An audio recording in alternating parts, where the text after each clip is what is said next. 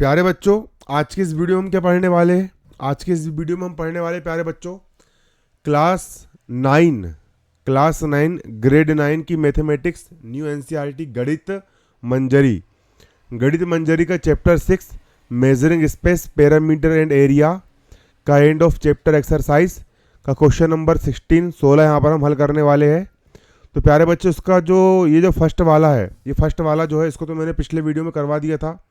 ठीक है, अब आज की इस वीडियो में हम इसका ये वाला हम इसको सोल्व करेंगे। ठीक है, तो चलिए यहाँ पर आपको क्या निकालना है, what fraction of the square is shaded. ये जो यहाँ पर शेडेड मतलब कि छायांकित जो शेड वाला जो भाग है, इतना एरिया, इसका ये इस बड़े वाले स्क्वायर का कितना फ्रैक्शन में है ना, हमको इसका फ्रैक्शन निकालना है। What fraction of the square is shaded, है ना। तो चलिए इसको हम करेंगे सोल्व। सबसे आप कॉपी और पेन निकाल के बैठ जाइए, आपके प्रॉपर नोट्स भी बनेंगे और नोट्स बनने के साथ साथ आपको उसको पूरा समझना भी है। चलिए, तो ये डायग्राम है यहाँ पर हमारा, हम डालेंगे इसका सॉल्यूशन। आप लोग भी डाल लीजिए कॉपी में सॉल्यूशन। चलिए, आप देखोगे यहाँ पर हम इसको करेंगे सोल्व, तो आप लोग यहाँ पर लिखते भी चलोगे और लिखने के साथ साथ आप इसको समझते भी चलोगे। ठीक, चलिए तो कॉपी निकाल लीजिए। मैं पहले आपको लिखवाते भी चलूँगा और फिर आपको लिखवाने के साथ साथ समझाते चलूँगा, ताकि आपके नोट्स भी बनते जाए। और कॉपी निकाल करके बैठिए आप लोग, ठीक है ना। चलिए, हम लिखेंगे यहाँ पर let the total side of big square B A. Let the total side of big square B A. Let the total side of big square B है, मतलब जो आपका बिग स्क्वायर है, यहाँ से इतना इतना इतना और इतना, या आपका जो बड़ा वाला स्क्वायर है, इसकी जो साइड है, ये वाली साइड, ये साइड हो गई आपकी ए। अगर ये स्क्वायर की चारों साइड इक्वल होती है, अगर ये साइड ए है तो ये साइड भी हो जाएगी आपकी ए, और ये साइड भी हो जाएगी आपकी ए, है ना। अब यहाँ लिखेंगे गिवन, GIVEN। गिवन मतलब हमको यहाँ पर क्या गिवन है, चलिए तो गिवन हमको यहाँ पर क्या है देखोगे, है ना। यहाँ लिखोगे the tick marks show that. Exam में आपको ऐसे ही लिखना है जैसे मैं लिखवा रहा हूँ ना, that the sides of the square are divide into equal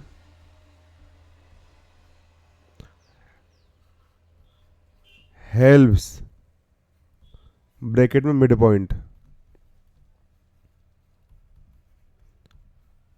the tick mark so that. Tick mark मतलब कि यहाँ पर ये टिक मार्क बना है डबल डबल डबल डबल, यहाँ पर भी टिक मार्क बना है डबल डबल डबल डबल, यहाँ पर भी टिक मार्क बना है double double double double. The side of the square are divided into equal halves, है ना। The side of the square मतलब कि स्क्वायर की जो साइड है ना, डिवाइड इनटू इक्वल हेल्प्स, मतलब कि ये जो डबल डबल डबल ये जो टिक मार्क बने हुए हैं, इसका मतलब ये है कि स्क्वायर की जो साइड है, ये वाली साइड, ये डबल डबल डबल डबल मतलब कि टू इक्वल पार्ट में डिवाइड है। यहाँ से यहाँ तक पहला पार्ट और यहाँ से यहाँ तक दूसरा पार्ट। ये वाली साइड भी टू इक्वल पार्ट में डिवाइड है, यहाँ से लेकर यहाँ तक एक पार्ट और यहाँ से लेकर यहाँ तक दूसरा पार्ट। ये वाली साइड भी टू इक्वल पार्ट में डिवाइड है, यहाँ से लेकर यहाँ तक एक पार्ट और यहाँ से लेकर यहाँ तक दूसरा पार्ट। ये वाली साइड भी टू इक्वल पार्ट में डिवाइड है, यहाँ से लेकर यहाँ तक एक पार्ट और यहाँ से लेकर यहाँ तक दूसरा पार्ट। चलिए इतना लिख लीजिए। समझना और लिखना दोनों काम एक साथ करेंगे हम। जब तक आपके नोट्स नहीं बनेंगे भाई तो आप भूल जाओगे, इसलिए नोट्स बनवाना बहुत ज़रूरी है। चलो, अब यहाँ पर लिखोगे आप कॉन्सेप्ट, CONCEPT। अब कौन सा कॉन्सेप्ट यहाँ पर यूज हुआ है, यहाँ पर हम वो देखने वाले हैं। चलिए, तो यहाँ पर आप लिखोगे when lines are drawn from vertex to the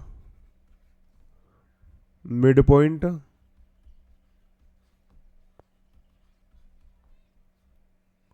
of the, पहले लिख लो फिर समझाऊंगा मैं ना, opposite, OSIT, opposite sides in, exam में इसे लिखना है आपको, this specific cyclic pattern, PATTERN pattern, they form for identical right angle triangles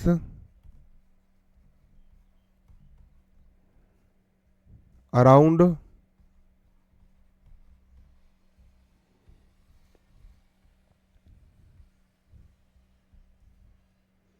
लिख लिए, around the centre and a smaller shaded square in the middle. अब समझो यहां पर हमने क्या लिखे, देखो, when lines are drawn from vertex to the mid point of the opposite side in this specific cyclic pattern. यहां पर आप ये डायग्राम देख सकते हो, यहां पर है जो लाइन ड्रॉन है ना, ये जो लाइन ड्रॉन है ये कैसे ड्रॉन है, फ्रॉम वर्टिक्स, वर्टिक्स मतलब शीर्ष, इस ट्राइंगल का कितने वर्टिक्स है, ये हो गया पहला, इस रेक्टेंगल के, इस स्क्वायर के कितने वर्टिक्स है, तो इसका एक वर्टिक्स ये हो गया, दूसरा वर्टिक्स ये हो गया, तीसरा वर्टिक्स ये हो गया, चौथा वर्टिक्स ये हो गया। तो इस आप देख सकते हो इस लाइन का मिडिल पॉइंट को हमने इस वर्टिक्स से मिलाया, फिर इस वर्टिक्स, फिर इस लाइन के मिडिल पॉइंट को हमने इस वर्टिक्स से मिलाया, फिर इस लाइन के मिडिल पॉइंट को हमने इस वर्टिक्स से मिलाया, फिर इस लाइन के मिडिल पॉइंट को हमने इस वर्टेक्स से मिलाया। तो हम मिडिल पॉइंट को शीर्ष से मिला रहे हैं, मिडिल पॉइंट को हम वर्टेक्स से जोड़ रहे हैं।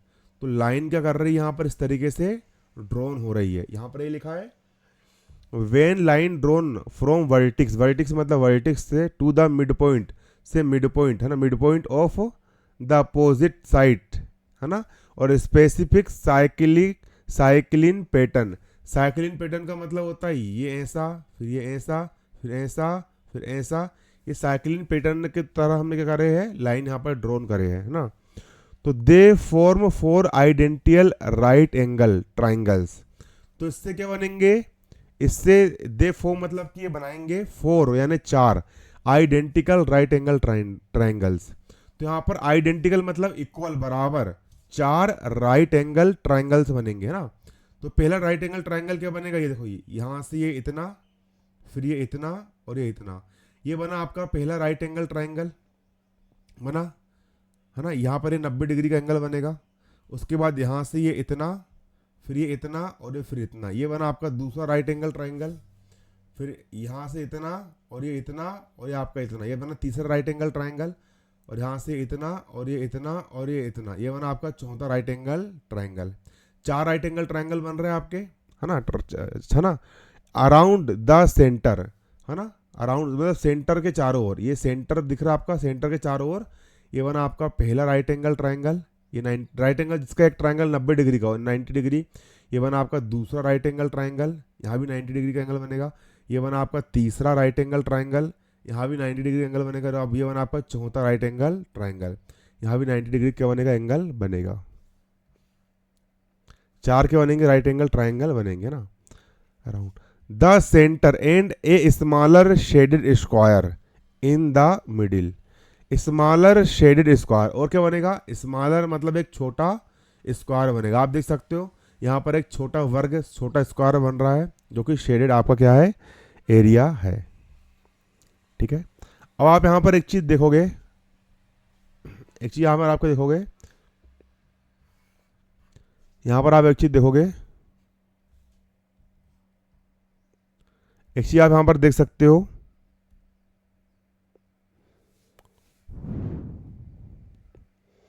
एक चीज क्या देखोगे, ये जो आपका राइट एंगल ट्रायंगल बन रहा है, यहां से इतना, फिर इतना, और ये फिर इतना, ये जो आपका राइट एंगल ट्रायंगल बन रहा है, इसको आप देखोगे तो यहाँ पर इसकी ये वाली जो साइड है, इसको तो हम पहले ही मान चुके हैं, ये वाली जो साइड है ये आपकी क्या है, ए है ए। और इस ट्रायंगल का ये आधार कितना होगा, बेस कितना होगा, तो भाई यहाँ से लेकर यहाँ तक पूरा ए है, यहाँ से लेकर यहाँ तक पूरा ए है। अरे जब ये ए है तो ये भी ए रहेगी ना, यहाँ से लेकर यहाँ तक पूरा ए है, तो यहाँ से लेकर यहाँ तक कितना होगा, तो जब यहाँ से लेकर यहाँ तक पूरा ए है तो यहाँ से लेकर यहाँ तक जो होगा ये हो जाएगा आपका a/2। यहाँ से लेकर यहाँ तक पूरा हो गया ए, इसका कर दिए हमने आधा, आधा मतलब 2 से डिवाइड। तो जो राइट एंगल ट्रायंगल आपका जो बन रहा है, ये राइट एंगल ट्रायंगल, इस राइट एंगल ट्रायंगल में परपेंडिकुलर हो गया आपका ए, और इसका बेस हो जाएगा आपका a/2। बेस इसका a/2 क्यों हुआ, इसका बेस a/2 इसलिए हुआ, यहाँ से लेकर यहाँ तक पूरा ए है और ए का कर दिया हमने आधा, तो a/2 इसका हो गया बेस। जब हमारे पास ये वाली साइड भी आ गई ए और ये हमारे पास बेस आ गया a/2, तो भाई पाइथागोरस थ्योरम लगाएंगे हम, तो इसका हाइपोटेनियस भी निकल करके आ जाएगा। ठीक है, तो यहाँ पर हम यही बात लिखेंगे, by using Pythagoras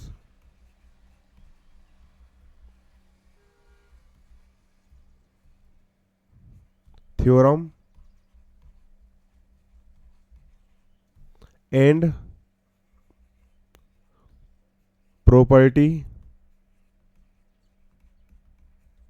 similar triangles comma each outer right angled triangle has base of a/2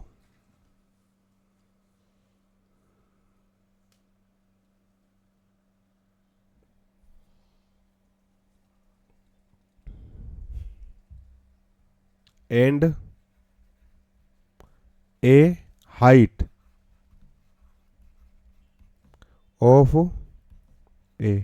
आप क्या लिख समझोगे, वाई यूजिंग पाइथागोरस थ्योरम, हम इसमें यूज कर लेंगे Pythagoras theorem and property similar triangles. जैसे ये ट्राइंगल है सेम बेस ही ये वाला भी ट्राइंगल है, सेम बेस ही ये वाला भी ट्राइंगल है, सेम बेस ही ये वाला भी ट्राइंगल है, हमने यूज कर ली पाइथागोरस थ्योरम, है ना। तो each outer right angle triangle, तो हर एक राइट एंगल ट्राइंगल में हैज बेस ऑफ a/2, इसका बेस क्या होगा, इसका बेस होगा a/2, मैंने बता दिया क्यों होगा, ये पूरा a है तो a का आधा कर दी तो बेस हो जाएगा a/2, and height of a, और इसकी जो हाइट रहेगी, इसकी जो हाइट रहेगी ये वाली हाइट, ये रहेगी आपकी कितनी, a रहेगी। ठीक है, चलो इतना लिख लो। इसके बाद नीचे लिखोगे, क्या लिखोगे नीचे समझो ना, the length of each side of the central shaded square comes out to be side of shaded square equal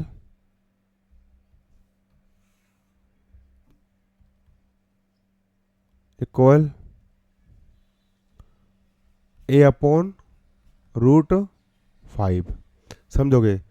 the length of each side of the central shaded square, देखोगे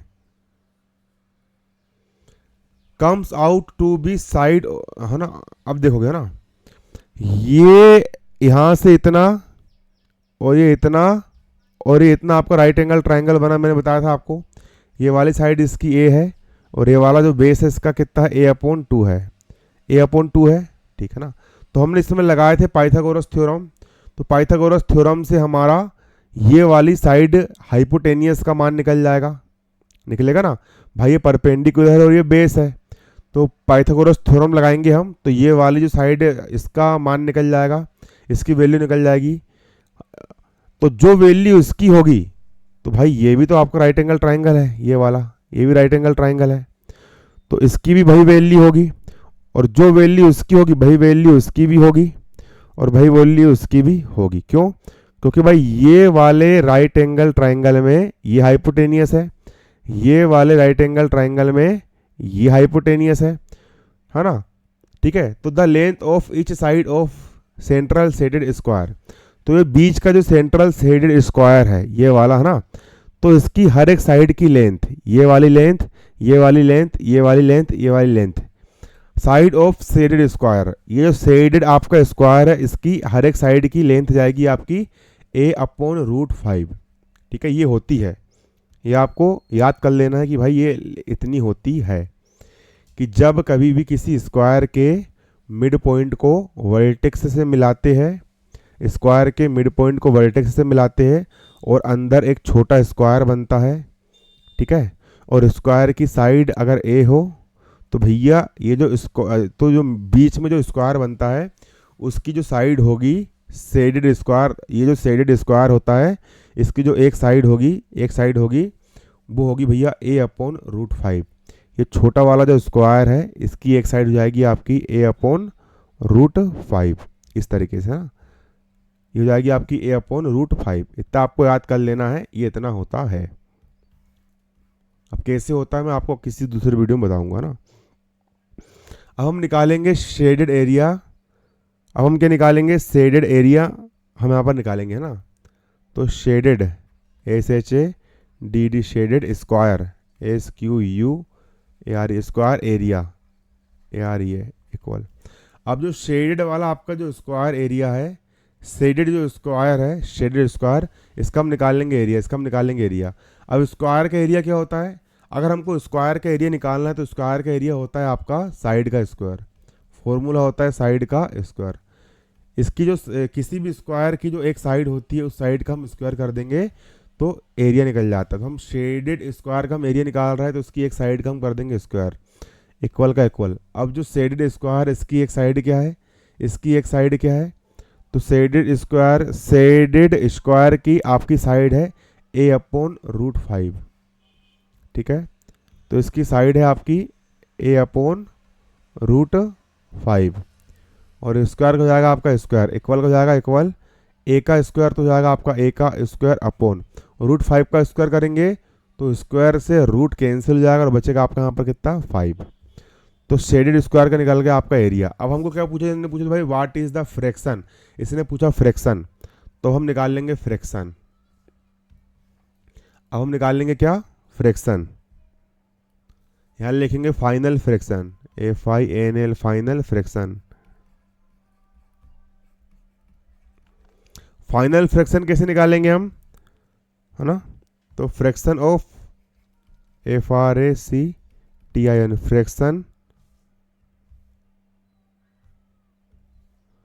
fraction of shaded, SHAD shaded square, SQUARE equal fraction of shaded square.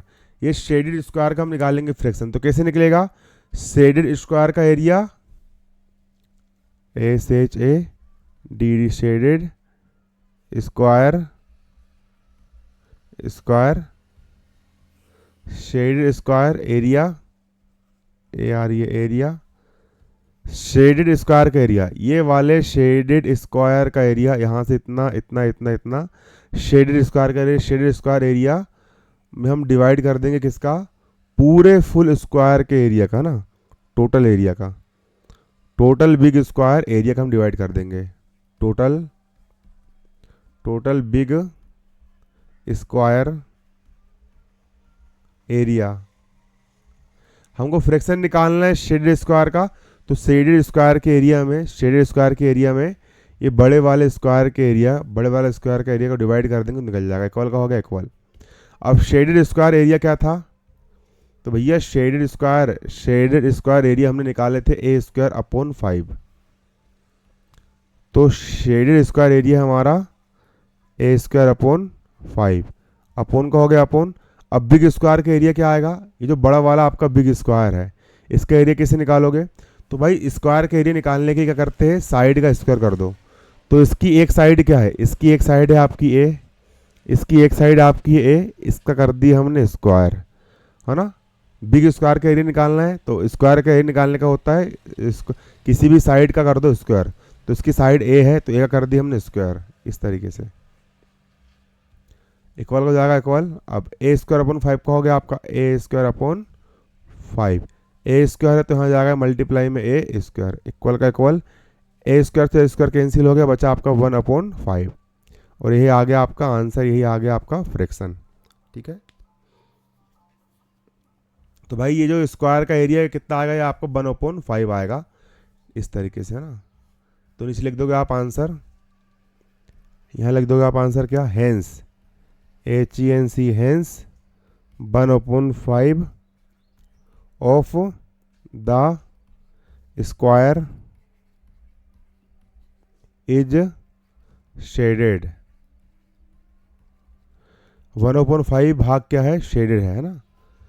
1/5 भाग इसका क्या है? Shaded है। इसको आप notes बना लीजिए, इसको कॉपी में 3 से 4 बार समझ करके इसको सोल्व कीजिए, तो ही आपसे बनेगा।